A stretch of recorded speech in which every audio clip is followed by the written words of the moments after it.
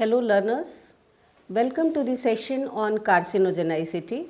I am Dr. Manisha Pandey, Biochemistry Faculty, School of Sciences, Indira Gandhi National Open University. In the program on Postgraduate Diploma in Environmental and Occupational Health, while studying the course on Environmental Toxicology, in the program Postgraduate Diploma in Environmental and Occupational Health, while going through the course Environmental Toxicology, you'll come across the unit Carcinogenicity. In this session, we will be dealing with carcinogenicity. What is carcinogenicity? Actually, carcinogenicity is the ability or tendency to cause cancer. And if you look at the global statistics, you'll find that after diabetes, cancer is one of the major causes of suffering and death, and it is the second most fatal disease after cardiovascular diseases. If we look at the carcinogens or the agents, chemicals which can cause tumor or cancer, chemicals account for 80% of the cancers caused, while viruses account for roughly 12 to 20% of the cancer. So in this session, we will be dealing primarily with the carcinogens, that is agents and chemicals which cause cancer, and later on we will also look into carcinogenesis, which is the process of development of cancer. As I mentioned, chemicals or substances which induce cancer are carcinogens. So how they do cause the cancer? When we apply these chemicals on our body parts, skin, or we take it, consume it in the food or through inhalation, through ingestion, these carcinogens increase the incidence of cancer or they shorten the time span of cancer occurrence, tumor occurrence. They also act by changing our DNA. The genome, the human genome, can be altered by the application of chemicals, and they change the genetic makeup leading to mutations, and these mutations then lead to tumors or cancers. Then there are very environmental factors also, like our lifestyle, our dietary habits, the kind of food we consume, behavioral things like tobacco consumption, sedentary lifestyle, physical activity. These things do add to the incidence of tumor incidence as well as cause of cancers. So let's get into the details of carcinogens. Carcinogens, as I mentioned, 80% of the cancer caused is due to chemicals. So we can classify these carcinogens based on their mechanism of action, then their chemical nature, or the way they act. So let's look into the different ways of classifying these carcinogens and how do they affect us. The first way of classifying carcinogen is based on their mechanism of action, like whether it is a direct acting carcinogen or it is indirectly acting. So on the basis of mechanism of action, we have got three types of carcinogen. One is direct action carcinogen or the ultimate carcinogens. Another is pro-carcinogen, and the third category is co-carcinogens. As the name itself says, direct action or ultimate carcinogens are those whose structure is such that they have the inherent tendency to induce cancer. So these chemicals do not require any metabolic action or activation inside the host organism. Their structure is such that they can induce cancer on their own, like many alkylating agents. This direct action carcinogens also include nitrosamines, epoxides, ethyleneamines, beta-propiolactone, to name few of them. Here I would like to add that the structure of these direct or ultimate carcinogens is such that they have the ability to induce cancer on their own, and they do not require any molecular modification or structural activation. Now we will talk about procarcinogens. Procarcinogens as the name says, they are not actually initially carcinogenic. Rather, they are non-carcinogenic, but once inside the organism's body, they undergo metabolism, and once they are metabolized, then they become potent carcinogen. So, procarcinogen needs to be activated metabolically to become a carcinogen. For example, many aminojoic colorants, aromatic hydrocarbons, aflatoxins, aromatic amines, urethane, these are procarcinogens, and experimentally it has been found that cytochromes play a very important role in the activation of these procarcinogens, such as aflatoxin B1 and many other structurally diverse chemical compounds. When activated or when they react with cytochrome P450, they become active carcinogens. Here I would like to add one more thing. You would have heard of cytochromes while studying the respiration or oxidative processes in your schools and other university courses. So, cytochrome is actually a heme protein, and they have very important role to perform. Cytochrome P450 is also a heme protein, and it has a very significant role in metabolism of many drugs and xenobiotics. So, what happens? Cytochrome P450 is, when it interacts with many chemicals, it undergoes or it leads to at times drug-drug interaction, which becomes fatal or which gives us the cause for inducing cancer, you can say. At one hand, the cytochrome P450 is essential for drug metabolism, xenobiotic metabolism, while on the other hand, sometimes these are activated by the drugs which we take, and then it leads to drug-drug interaction also, which has negative role to play. Now, I will talk about the co-carcinogen. As the name says, co-carcinogens are actually chemical substances which are not directly carcinogenic, but they have the helper role in carcinogenesis. Helper role means they assist, they enhance, they promote. So, when there is some carcinogenic substance in our body and it induces cancer, if co-carcinogen is present there, it will promote the activity, it will initiate or it will enhance the stages of cancer initiation. So, co-carcinogens enhance the effect of other carcinogens, and some of the examples of co-carcinogens are certain viruses, tars, pesticides, tobacco, alcohol, hair dyes. We discussed the one way of classifying carcinogen, which was based on the mechanism of action. Now, I will discuss about the another way of categorizing carcinogens. It is whether it is genotoxic or non-genotoxic.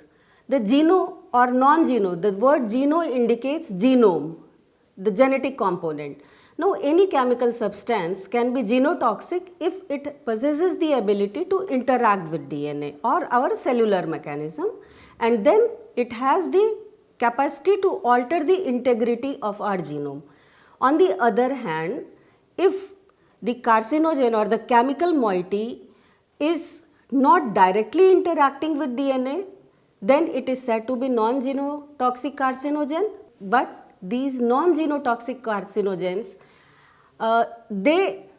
although they are not directly interacting with the genome, but they have the ability to enhance tumor progression by affecting gene expression or cellular proliferation. So, what they will do? They will increase the protein synthesis, or they will increase the rate of cell proliferation. Number of cells will multiply very fast. So, in that way, they do not react with or they do not interact directly with the DNA, but they interact with the metabolic processes, and in that way they help in tumor progression or tumor induction. Another way of classifying carcinogens is it can be broadly divided into whether it is a physical factor or a biological factor. So physical factor or physical carcinogens include radiations, non-radiations. If we talk of radiation, the radiations can be ionizing radiation as well as non-ionizing radiation. It also includes the ultraviolet light. And both the forms of radiations, whether ionizing or non-ionizing, they have been found to have a significant role in human cancer. In both the cases, what happens, it may lead to mutation, and these mutations have a long latency period. Say for example, due to radiation, a mutation may occur and the person will not show any symptoms of tumor for as long as 10 to 20 years. But after certain period, because of the presence of some carcinogen or co-carcinogen, the effect can be seen. So physical radiations physical carcinogens or radiations may affect in that way. If we talk about UV radiation has the penetrating effect. It can penetrate our skin up to few millimeters, and in this way they inhibit cell division, they inactivate many enzymes, they cause DNA damage, they lead to cell death, they sometimes lead to production of free radicals, and in this way they damage the protective pigment melanin of our skin and thus lead to skin cancer. Ionizing radiations like X-rays, alpha rays, beta rays, gamma rays, radioisotopes, what they do, they induce mutagenesis, they interact with DNA. So you can say these radiations are also genotoxic, and they may also lead to chromosomal breakage, translocation of chromosomes, mutations can be point mutations. So these radiations lead to some damage in the genome. They may lead to the formation of reactive free radicals, and these free radicals then bring about the damage. This can cause leukemia, this can cause thyroid cancer, skin, breast, ovary, skin, breast, ovary, lung, salivary gland. So many type of cancers can be caused because of the presence or exposure to ionizing radiations. Then there is non-radiation physical factors. What does it mean? They are not exactly the physical factors, they don't have the ionizing effect, but when we are exposed to them, for example asbestos, tar, then another thing is sometimes we go for a transplant. In that case, is sometimes the stones in our body, and then surgery. So these factors also sometimes lead to induction of tumors. They may act as carcino, or sometimes these factors may also act as carcinogenic factors. Now I'll talk about the last part of it. Said we can classify broadly into physical factors as well as biological factors. The biological factors, if you look at the statistics I mentioned in the beginning, 80% of the chemicals account for cancer cases, and 12 to 20% of the cancers are because of viruses, and these viruses are actually the biological carcinogens, you can say. Rest can be attributed to other biological entities such as parasites, fungus, bacteria. So these transmissible biological agents have a very significant role, and they infection sometimes takes long time and then manifests into the disease. If we look at the parasite as an example, Schistosoma hematobium is associated with the carcinoma of urinary bladder. Another parasite, Clonorchis sinensis, is a liver fluke and it causes the bile duct cancer. Fungus too have a very significant role. Many fungus like Aspergillus flavus, Aspergillus parasiticus, they release toxins which are termed as mycotoxins. Any toxin released by fungus is termed as mycotoxin, and the toxin released by Aspergillus species is termed as aflatoxins. These toxins are actually poisonous and carcinogenic, and they have been proved to have role in hepatocellular carcinoma. You would have seen that sometimes when cereals are stored for long time, then you can observe blacks thing there and then black spots, and they have very toxic or pungent smell. So this is actually the fungal infection and release of mycotoxins which gives that aroma. Apart from fungus, bacteria too have been reported to be the causal organism for cancer. For example, Helicobacter pylori causes ulcers and which leads to stomach cancer. Salmonella typhi is associated with gallbladder cancer. Then Streptococcus bovis, another species, is associated with colorectal cancer. Then there is Chlamydia, which causes lung cancer, and there are many more, many bacterial species associated with the tumor induction and progression, you can say. But the one good thing here is Salmonella species is also used in delivering the chemotherapeutic agents for the treatment of melanoma, colon and bladder cancer. So when we study these biological agents, sometimes we say bacteria is good for us, bacteria is equally bad for us. So here Salmonella typhi is causing gallbladder cancer, but at the same time it is being used as a drug delivery agent also. Now I would like to elaborate upon viruses. Viruses account for roughly 12 to 20% of the cancer caused by the biological agents, and these viruses can be divided into two categories broadly: the DNA oncogenic viruses and the RNA oncogenic viruses. And they induce mutation in the, both of them have the ability to induce mutation in the host cell. Now in RNA viruses, RNA is the genetic material, while in DNA viruses, DNA is the genetic material.